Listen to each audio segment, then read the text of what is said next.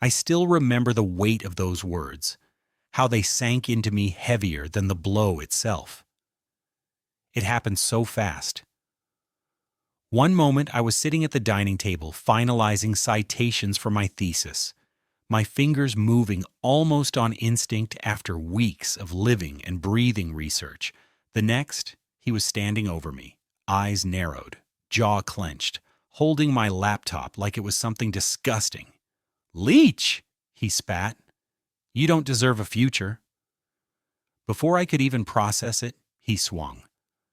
The corner of the laptop caught me above the temple, the plastic cracking with a sickening snap.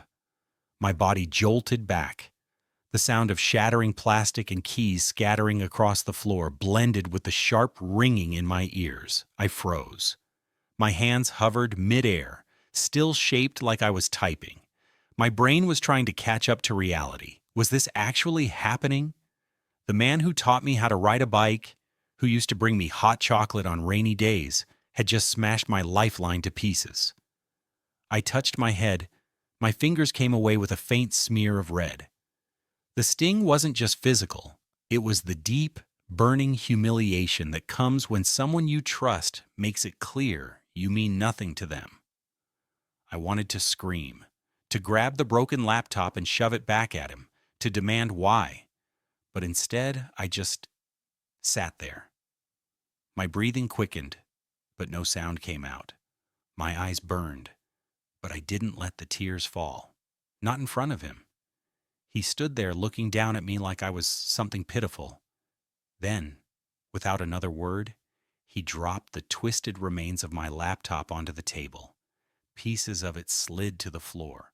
The hard drive, the months of work, the data I'd painstakingly gathered, was gone.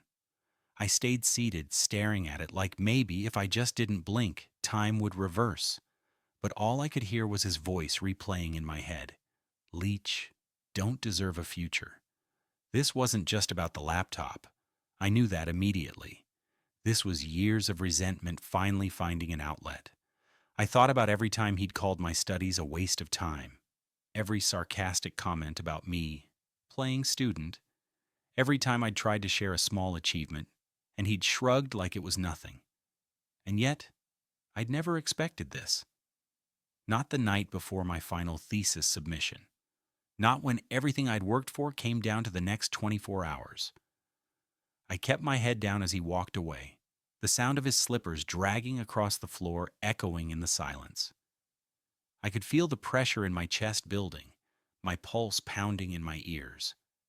But I stayed still, because deep down I knew this wasn't the moment to fight back. This was the moment to remember, to store every detail. I didn't know how yet, but I was certain of one thing. This wasn't the end of my future. It was the beginning of my proof. I kept replaying it in my head, not just the moment the laptop cracked against me, but the years that had led up to it. Years of walking on eggshells in my own home. My dad had always had a way of making me feel small. Whenever I'd talk about my degree, he'd smirk and say, "So, when are you going to get a real job?" If I came home late from the library, he'd make some joke about me pretending to be a scholar. Even when I worked double shifts to cover tuition, he'd roll his eyes like I was wasting my time. I thought it was just his way. Maybe he didn't know how to be supportive. But now, sitting there with the pieces of my laptop scattered across the table, I wondered if it had been something darker all along. I thought about all the things I'd given up for this degree. The nights I skipped going out with friends because I couldn't afford to waste a cent. The weekends I worked instead of resting. The mornings I'd wake up before sunrise just to finish a paper before heading to my shift. And for what? So I could sit in this house, bleeding from my temple, listening to my own father tell me I didn't deserve a future. He'd never taken my education seriously. I could still see his face from a few weeks ago when I told him I was in the final stage of my thesis. My professor had already hinted that if I passed with top marks, there was a job waiting for me. I'd told my dad that. I'd told him this was it. Everything I'd been working for was finally about to pay off. He didn't even look up from his phone, just said, "Don't get your hopes up." At the time, I brushed it off. But now I wondered if he'd been waiting for a moment like this, an opportunity to break me before I could prove him wrong. The more I thought about it, the more it made sense. He had always been the loudest voice in the room when it came to doubting me. If I failed, it would confirm everything he'd said. And maybe that's what he wanted. I stared at the broken laptop, the cracked screen reflecting my face in jagged pieces. It wasn't just glass that was shattered. It was the last illusion I had about who my father really was. The betrayal burned in my chest. It wasn't coming from some stranger who didn't believe in me. It wasn't even coming from a friend I could cut off.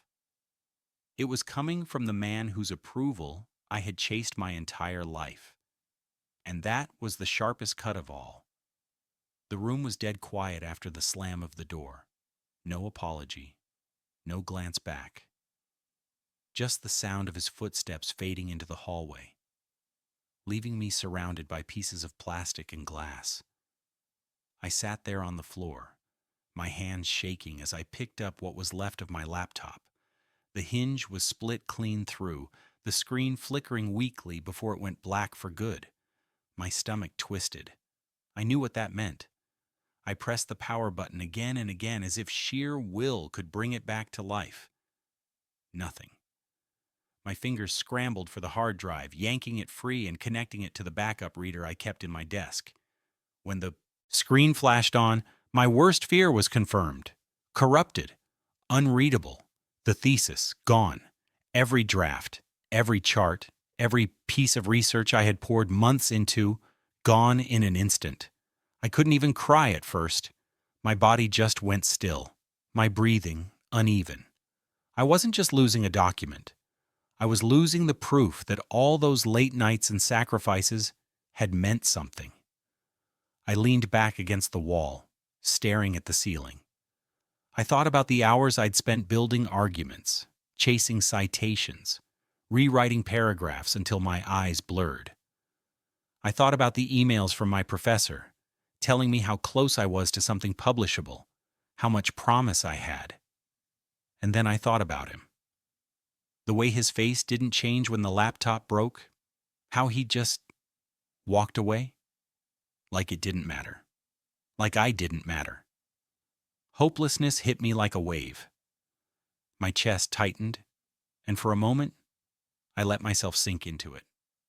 I could hear his voice in my head, calling me useless, telling me I'd never make it, that I was just wasting time.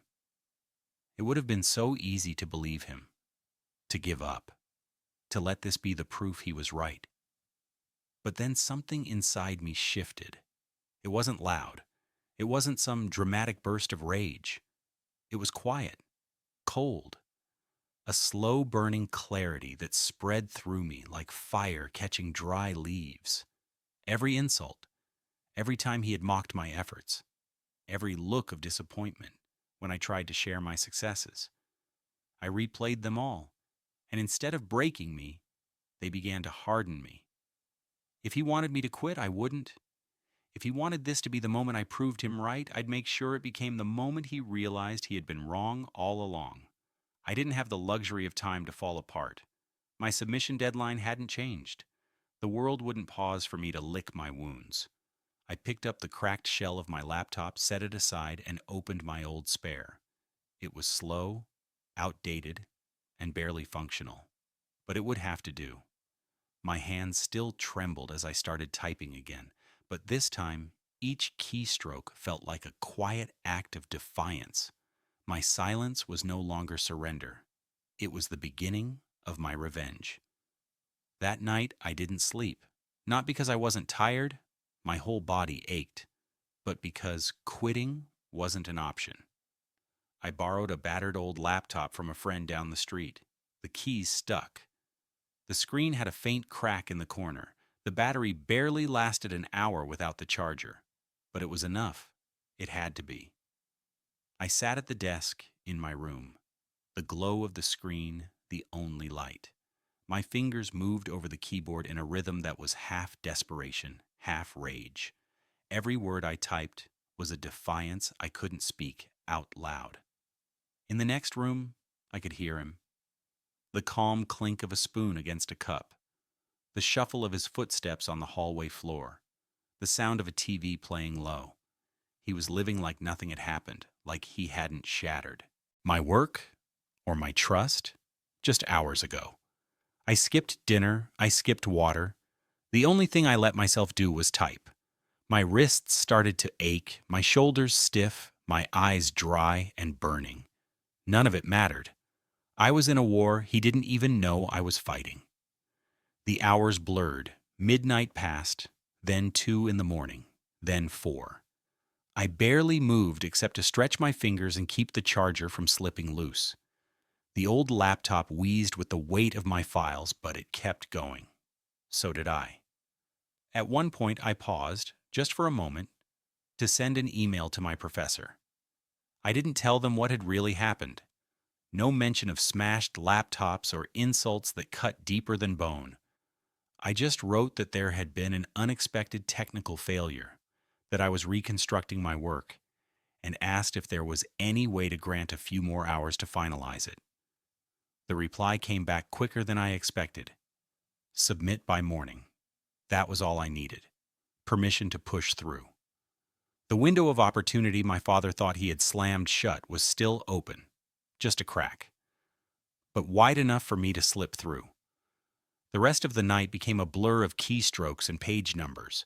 I pieced together fragments from old drafts I'd emailed myself. I re-downloaded articles, rewrote analyses from memory, rebuilt diagrams, one painstaking shape at a time. In my head, I could still hear him saying it. You don't deserve a future. Every time the words replayed, my pace quickened. It wasn't about the grade anymore. It wasn't even about the job offer on the other side of graduation. It was about proving, to myself, more than to him, that I could survive this. By the time the first light of morning slipped through my curtains, I had something. Not perfect, not polished, but complete. I saved it, backed it up twice. Then, with shaking fingers, I hit send. It was quiet in the house, too quiet. But inside me, the war drums were still pounding. He thought he'd stopped me. He had no idea I'd already crossed the finish line. The morning after that sleepless war, I walked into my final defense with a mixture of exhaustion and defiance burning in my chest. The panel of professors looked at me the way people do when they can tell you've been through something, but they don't know what. My voice was steady, my slides precise. Every answer I gave was sharp, backed with data and the weight of sleepless determination. When it was over, there was a pause. Then one of them leaned back, smiled, and said words I will never forget. This is remarkable work, not just for its depth, but for the resilience behind it. They had no idea what that resilience cost me, no idea what was smashed or who tried to break me in the process. But I did. I walked out of that room lighter. Not because it was over, but because I'd done it without him, without his help, without his approval, without his blessing. 2 weeks later, the email came. The job offer. The one I'd been counting on. The one I thought he'd taken from me when he swung that laptop like a weapon. I didn't scream. I didn't celebrate. I just printed the acceptance letter, slid it into a crisp white envelope, and took it home. The house was quiet when I walked in. He was on the couch, TV remote in one hand, the same blank expression on his face. I didn't say a word. I just walked over, placed the envelope on the coffee table, and let it sit there between us. For a moment, he didn't look at it. He just stared at me, maybe waiting for me to speak, maybe hoping for some acknowledgement. Then his eyes flicked down. He saw the company name, the bold black, "We are pleased to offer you." He looked back at me, but I was already walking down the hall. No explanation, no speech, just silence. The same silence I'd carried from the night he broke everything. A week later, I was gone. My new apartment wasn't big, just a small studio with bare walls and a view of the street. But it was mine, paid for with my own work, built from the ashes of that night. I unpacked slowly, one box at a time, thinking about how different things could have been. I thought about the kid version of me who believed that parents always wanted the best for their children, and I thought about how wrong that was, at least in my case. The truth, I didn't need him. I never had. I just hadn't realized it until he made sure I saw it. Sometimes the best revenge isn't shouting. It isn't throwing back the same anger they gave you. It's walking away with your head high, your future intact, and your success sitting quietly on their table while they sit there watching, knowing they had no part in it.